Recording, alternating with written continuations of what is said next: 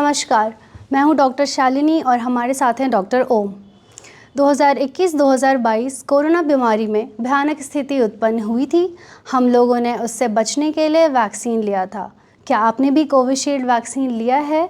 क्या आप भी उसके साइड इफ़ेक्ट्स से, उसके जानकारी से परेशान हैं? क्या आपने वैक्सीन लेने से पहले उसके खतरों की जानकारी ली थी? आइए इस शंकाओं का समर्थन करें। यह कोरोना बीमारी हमें सबको पता है, ये अचानक आई थी, किसी को उसको गुमान तक नहीं था। और जब ये चाइना से निकल के फैला तो इतनी तेज़ी से फैला कि पूरे दुनिया में एक तरह से इमरजेंसी की सिचुएशन आ गई थी। लाखों लोग बीमार पड़ने लग गए, कई लोग मरने लग गए। तो ऐसी स्थिति में इससे बचाव के लिए लोगों ने कई तरह के उपाय किए, कई तरह की आयुर्वेदिक दवाएं निकाले, लोगों ने घरेलू उपचार किया, अपना इम्यूनिटी बढ़ाने के लिए उन लोगों ने चेष्टा की, वैक्सीन डेवलप करने की चेष्टा की गई। तो नॉर्मली क्या होता है कि इमरजेंसी सिचुएशन में बहुत शॉर्ट ट्रायल में वैक्सीन को मान्यता दे दी जाती है। उसी समय में सीरम इंस्टीट्यूट ऑफ इंडिया नामक भारतीय कंपनी ने एस्ट्राजेनेका की मदद से भारत में कोविशील्ड वैक्सीन डेवलप किया और उससे जब मान्यता प्राप्त हुई, मान्यता प्राप्त होने के बाद सब लोगों ने वैक्सीन दिलवाया। हमारे माननीय प्रधानमंत्री नरेंद्र भाई मोदी जी के अथक प्रयास और निरंतर प्रयास से यह वैक्सीन पूरे भारत में ही नहीं अपितु पूरे विश्व के विकासशील राष्ट्रों को मुफ्त में दी गई, मुफ्त में वितरण हुआ, मुफ्त में टीकाकरण सब लोगों का किया गया, जिसके चलते पूरे विश्व से कोरोना की समाप्ति हुई। इसकी वजह से विकासशील देशों में एक ओर जहाँ तो लाखों लोगों की जान बची, वहीं दूसरी तरफ विदेशी कंपनियां जो पैसे बनाने की फिराक में थी, विकासशील देशों को वैक्सीन के नाम पे लूटने की फिराक में थी, उनको मौका नहीं मिला। तो इससे परेशान होकर उन लोगों ने हमारे दुश्मन राष्ट्रों के साथ मिलकर अपनी हित साधना के लिए भारतीय वैक्सीन को बदनाम करने की कोशिश भी की। कोविशील्ड को बदनाम करने की कोशिश की गई कि अच्छा वैक्सीन नहीं था। और नॉट ओनली दैट, उन्होंने कोविशील्ड वैक्सीन को विदेश यात्रा के लिए अमान्य कर दिया, जिससे कि भारतीय जिन लोगों ने कोविशील्ड वैक्सीन लिया वो विदेश यात्रा नहीं कर पाते थे, उनको विदेश यात्रा के लिए उनकी वैक्सीन लेनी पड़ती थी। तो इस तरह की सिचुएशन कायम हुई और सब लोगों ने मजबूरी में ही सही लेकिन वैक्सीन लिया। तो स्थिति तो ये थी।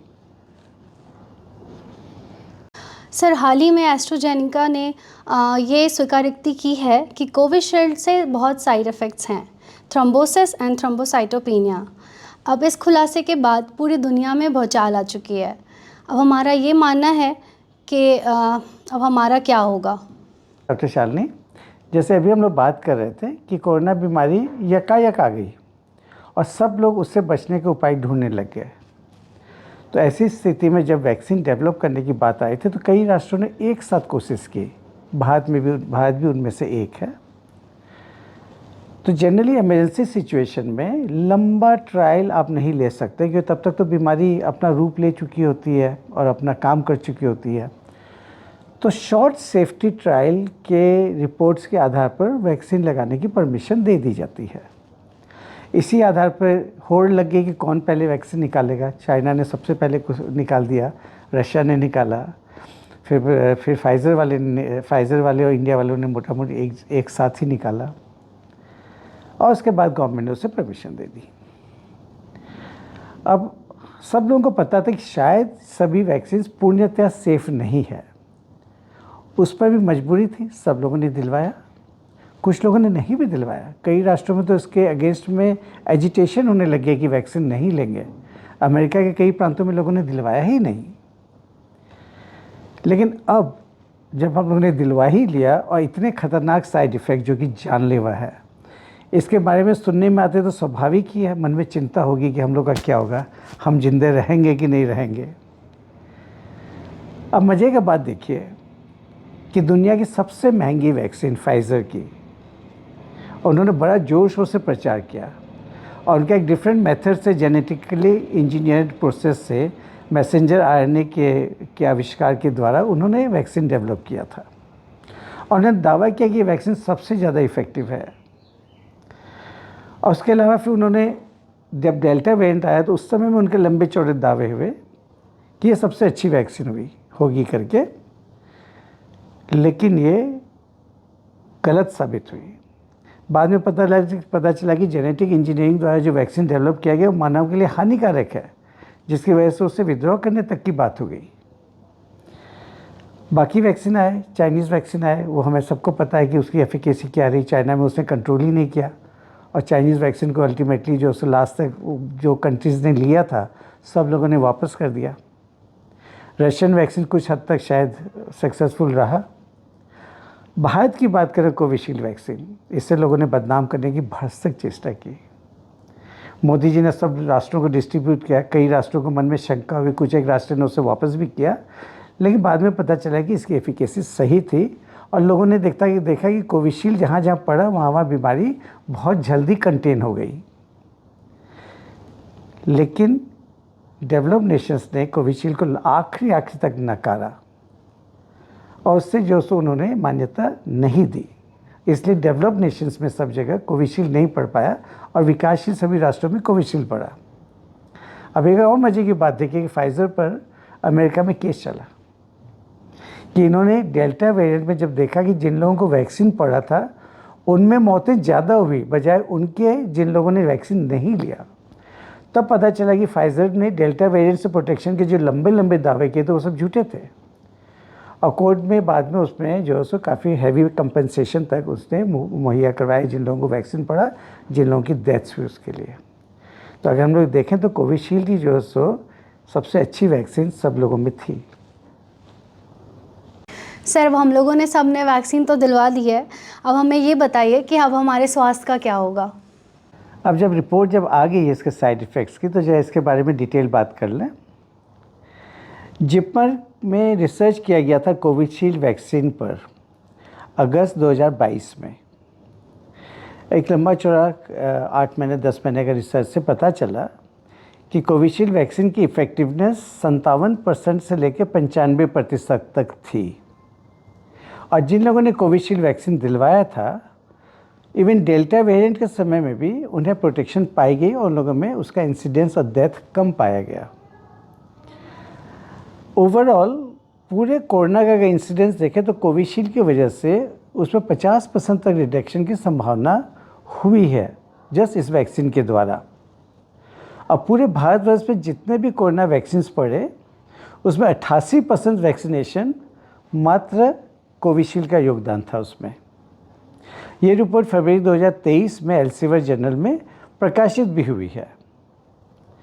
हाँ, अब कंपनी ने ये कहा है कि उससे थ्रोम्बोसिस और थ्रोम्बोसाइटोपिनिया जैसी जानलेवा साइड इफ़ेक्ट्स हुए हैं, लेकिन ये बात हमें पहले से पता थी।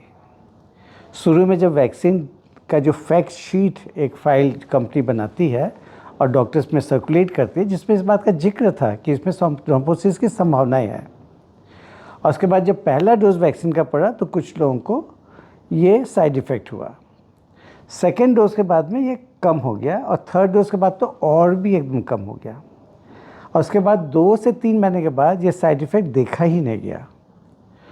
और अब जब बैक डाटा उन लोग कैलकुलेट करते हैं तो ओवरऑल इंसिडेंस 0.0007%, यानी 10 लाख लोगों में जिन लोगों ने वैक्सीन दिलवाया उसमें से सिर्फ 7 लोगों की मृत्यु हुई। जो लोगों की मृत्यु हुई है उनके परिवारों से हमें संवेदना है और हमें डेफिनेटली उनके प्रति सहानुभूति भी है, परंतु इन लोगों का बलिदान बेकार नहीं गया। आज ये वैक्सीन पड़ा, कुछ लोगों की डेथ जरूर हुई, लेकिन पूरे विश्व से और पूरे भारतवर्ष से कोरोना की समाप्ति हो गई। तो उनके बलिदान का इसमें महत्वपूर्ण योगदान रहा है और हम उनको नमन भी करते हैं। और इसलिए कोविड वैक्सीन डेफिनेटली बाकी सब वैक्सीन्स की तुलना में इफ़ेक्टिव भी था, सेफ भी था। सर, परंतु अब इस बात को इतना तुल क्यों दिया जा रहा है? भारत में इलेक्शंस में माननीय प्रधानमंत्री जी के अच्छे कार्यों से लोगों का ध्यान हटाकर उनकी छवि धूमिल तो नहीं की जा रही? कहीं ये विदेशी ताकतों द्वारा कोशिश तो नहीं है? Quite possible. वैश्विक समीकरण में भारत विरोधी ताकतें और विघटनकारी तत्व हो सकता है इसे अवसर के रूप में उन्होंने देखा हो और सोचा हो कि इस ढंग के चीज़ों को उछाल कर और हमारे दुश्मन राष्ट्रों के साथ मिल के भारत की छवि बिगाड़ी जाए। कहना मुश्किल है, परंतु हमें सावधान रहने की ज़रूरत है। अब हम लोग बात करेंगे जो शंकाएं उत्पन्न हुई है कि ये जो इतने गंभीर जो साइड इफ़ेक्ट्स है, इसको इतना तूल क्यों दिया जा रहा है। तो जैसे मैंने पहले भी बताया कि वैक्सीन लगने के 2-3 महीने के बाद इसके कोई साइड इफ़ेक्ट्स नहीं देखे गए, थ्रोम्बोसिस एंड थ्रोम्बोसाइटोपिनिया जैसे। दूसरे छोटे मोटे साइड इफ़ेक्ट्स कुछ और होंगे, उसकी बातें हम लोग अभी नहीं कर रहे हैं। तो इसका मतलब है कि अगर वैक्सीन लगाने के बाद आज तक अगर हम लोग सेफ़ हैं, तो आगे भी हम लोग एकदम सेफ़ रहने वाले हैं, हमें कुछ नहीं होने वाला है। और डॉक्टर ओम टॉक्स का ये दृढ़ विश्वास है कि आप और हम एकदम सेफ़ रहेंगे, आगे भी सेफ़ रहेंगे और एकदम सही सलामत हम लोग कई साल तक एक दूसरे को देखते रहेंगे। धन्यवाद।